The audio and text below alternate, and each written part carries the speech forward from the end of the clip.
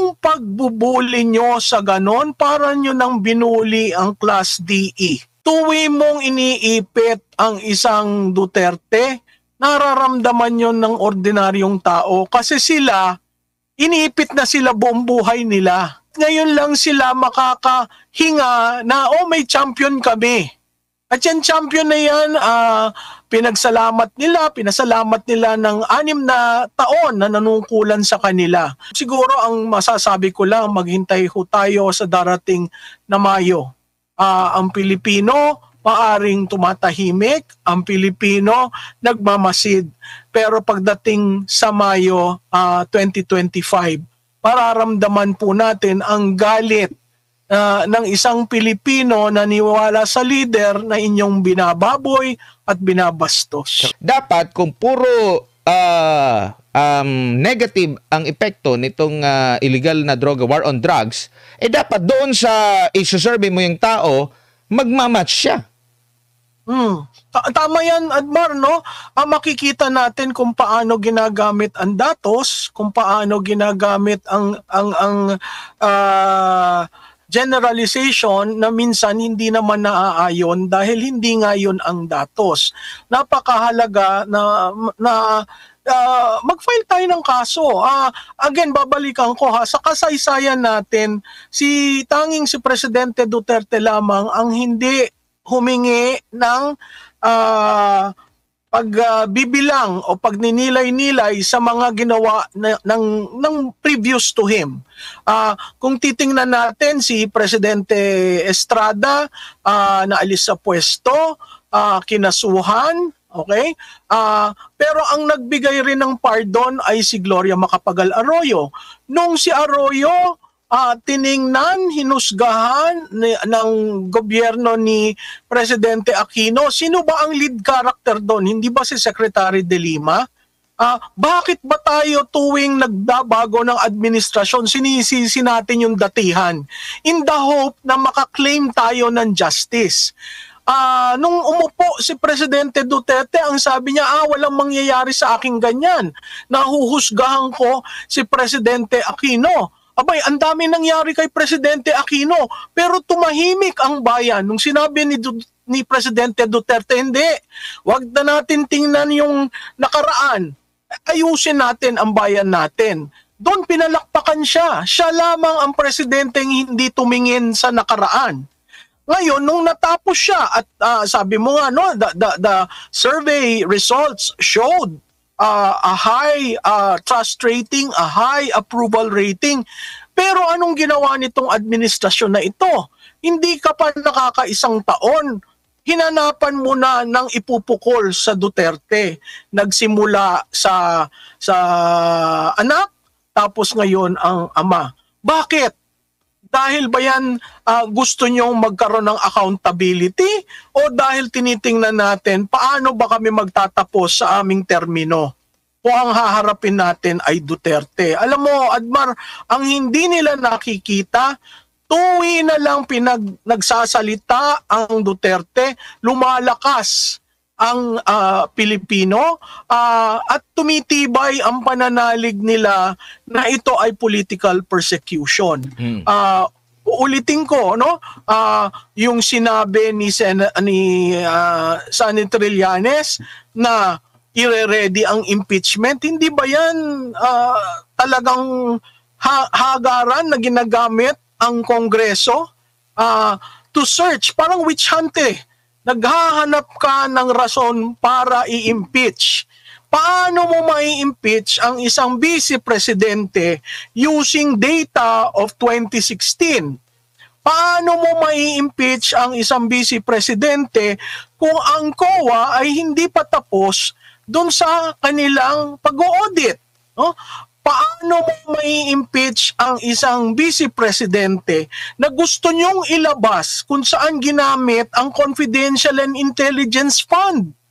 Hindi ba yung pangalan na lang itself, confidential ang intelligence, at ang humihingi dating kalaban ng Estado?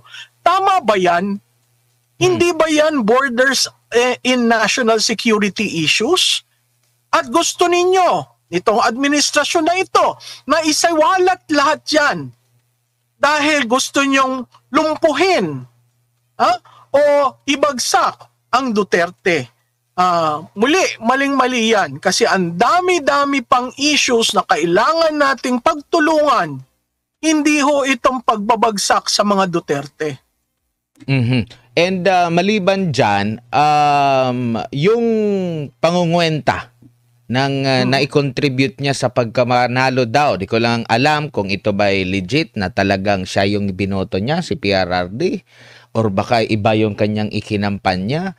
Pero pinagmamalaki niya na meron siyang naidalang boto. Ano sa tingin mo itong mga ganitong mga hakbang? Kasi nagalit siya sa mga tinawag pa nga niyang trolls.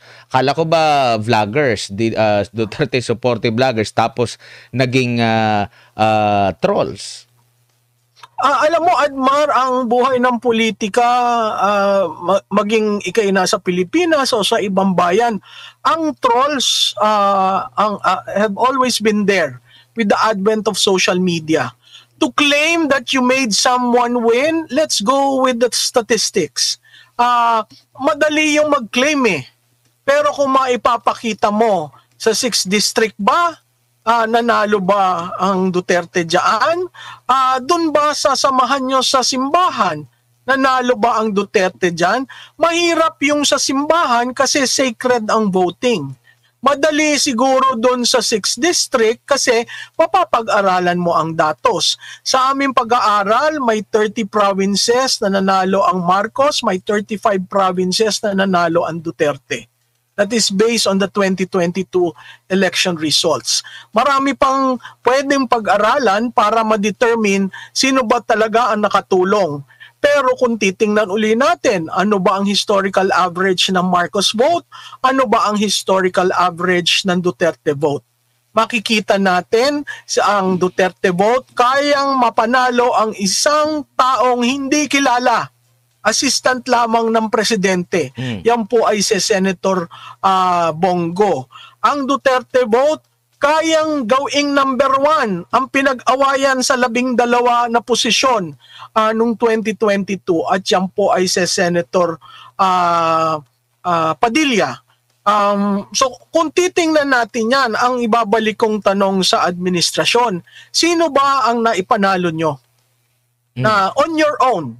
Kasi ang bawat kandidato may baluarte yan madaling i-establish nasan ang baluarte, madaling i-establish ito ba ay nanalo ba dito ang isang kandidato dahil sa baluarte nyo o nanalo siya dahil sa ibang strategiya na ginamit. Oo, doon pa lang sa hakbang na suyuin nila ang si VP Sara Duterte, alam na nila na siguro sa survey nila mahina talaga kasi yun yung inaantay ko rin yung pasabog ni Vice President Inday Sara Duterte, yung internal na survey nila na kung hindi ka-tandem si VP Sara ano yung magiging resulta, di ba? Dito Oo, tama yan. Yung mga survey, barometro ang survey. It is a snapshot of a point in time. Pwedeng ang prediction magkamali, pero barometro yan to guide everyone. Nakikita mo ba na parang binibigyan lang din nila ng boses at nagpapa-ignite lang sa silent majority ng mga Pilipino, itong ginawa nila kay dating Pangulong Rodrigo Duterte. Kasi kung maalala mo, yung sa May Isog Rally, talagang, di ko lang alam kung meron bang nagkikater pa na ibang media, maliban sa vloggers, andyan yung SMNI. Pero ngayon, dito sa dalawang hearing na ito na dinaluhan ng dating Pangulo sa Senate and dito sa House, lahat ng mga nakatutok talaga. Nakita natin, libo-libo ang mga viewers. Bawat channel, sa social media, sa YouTube, sa Facebook, nakatutok lahat. And nakita ko sa mga comment section, nagpapa-ignite lalo nang pagsasabihin ni dating Pangulong Rodrigo Duterte na minsan, di ba, napapalabas niya yung galit niya, yung inis niya during hearing at sasabihin lang niya na galit kasi ako, pagpasensya nyo na kasi pag kriminalidad at illegal na droga, galit talaga ako sa kanya. Sa mga ito. Admar, alam mo yung law warfare, yung aggressive languages na napapag-aralan yan can lead to a heated exchange, can cite people to rise up and do certain things na minsan ayaw mong gawin. Ang kailangan lang nilang maiging intindihin, anong impact nito sa eleksyon? Kasi tayo'y pumupunta sa election period campaign period. So, gusto ba nila na ang Duterte is given a stage? Ang legacy media or mainstream media, kailangan mag-cover yan. Kasi kung hindi nila i-cover, nakikita nyo yung number of views ng sa social media platforms. If the legacy media will not be there to carry the news, there is an alternative source. And that alternative source is defined, binabasihan yan ng personalification ng nakikinig. So kung ang gusto nung nakikinig, gusto kong makinig sa SMNI, dito ako tututok. Gusto kong pakinggan si Admar, dito ako tututok. So, to a certain degree, yung media mix, naandun na At ang legacy media, humihina ng humihina. So, kung hindi nila papasukin ito at hindi nila i-cover, katulad ng hindi nila pag-cover sa iba pang issues, magkakaroon sila ng problema. Kasi, ang taong bayan, hahanap at hahanap ng source of news. At yung source of news ay often nasa social media platforms na. Tsaka talagang natutuwa ako dahil yung silent majority na tawagin, talagang na-ignite every time. Kasi kung mapapansin mo doon sa hearing, biruin mo, every time na magsasabi si PRRD, dapat mapatay yung mga kriminal kasi halimbawa kung may 50, mapatay mo dyan 20, at least meron ka na lang 30 na pasakit sa iyong ulo na bawasan. 'Di ba? At kung titingnan mo yan sa perspektibo ng mga ordinaryong Pilipino, matutuwa talaga sila. Kasi mababawasan yung magiging pangamba nila every time na nasa labas sila ng kanilang mga tahanan. And remember, 'di ba mayroong lumabas na survey sa SWS na hindi magtutugma sa datos ng PNP. Sinabi ng PNP, bumaba yung krimen, pero ito mismo nararamdaman ng taong bayan na sila pa rin ay takot dahil sa neighborhood nila, sa komunidad na nga nila yan, dahil sa nakawan, dahil dito sa illegal na droga, dahil hindi sila safe tuwing gabi, tumaas yung krimen sa cybercrimes. Ito yung pulso mismo ng taong bayan na every time na makakarinig sila ng mga pahayag na laban dito, for sure, papabor talaga sila kasi ito yung mga pasakit. Hindi pa kasama nga dito yung mga mataas na presyo ng mga bilihin na mga topic, Prof. Alam mo, Admar, isa sa gut issues ng mga Pilipino ay ang public order and safety. Gusto mong makaikot sa iyong neighborhood, sa iyong pupuntahan, hindi ka nangangamba na baka may mangyari sa'yo, yun naramdaman. Kasi ang perception is actually experiential. Ang datos is very, very cold yan, ang numbers. But it tells you a story. Ang perception is naramdaman ko, kaya nga yung parating ginagamit na self-rated hunger, mahirap yun i-measure kasi nung ako'y sinervey, baka ako'y gutom. Di ang sasabihin ko, ako'y gutom. So ang perception is very hard to rebut kasi na-experience ng tao. Kung ikaw ay nasa neighborhood na dati tindahan din ng illegal drugs at yun ay nawala nung panahon ni Presidente Duterte. Experience ko yun.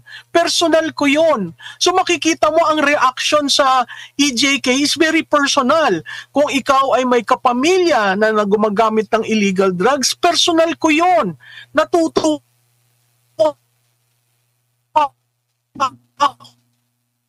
na may programang ganon. Natulid ang aking tiyo dyan sa war on illegal drugs. So, kailangan tayo maging maingat. No? Hindi ko alam kung itong Quad Committee ay tinitingnan rin yung other side of the coin. Kasi ang focus nila ay talagang sirain ang Duterte, hindi hanapin what is right, what is wrong. That can only be made through the courts. But perception-wise, optic-wise, propaganda-wise, kitang-kita mo ang tinatahak nitong Quad Committee. Oo. And nakikita mo rin ba, Prof, na lahat ng mga, kasi di ba, lumalabas din sa survey ninyo na may say pa rin si dating Pangulo Rodrigo Duterte kapag ito'y mag-endorse talaga. And with this mga development na ito, biruin mo, parang ano siya one versus all.